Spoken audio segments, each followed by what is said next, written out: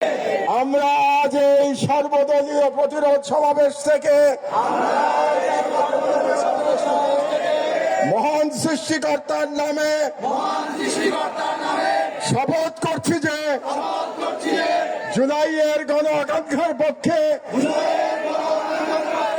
বাংলাদেশের স্বাধীনতা সার্বভৌমত্বের প্রশ্নে আমরা সকল দলমত নির্বিশেষে ঐক্যবদ্ধ থাকব। দেশের গণতন্ত্র, মানুষের অধিকার ও জাতীয় স্বার্থের বিরুদ্ধে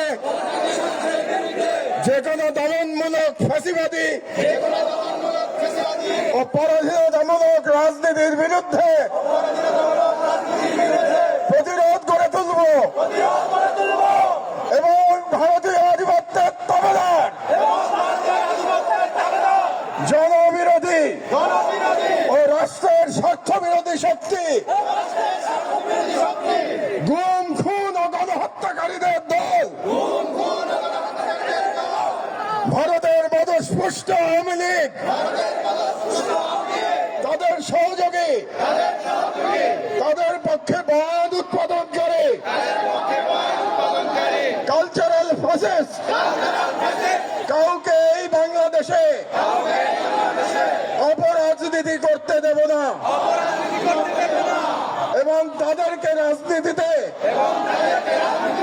প্রাসঙ্গিক করতে আমরা কখনই সহযোগিতা করব না।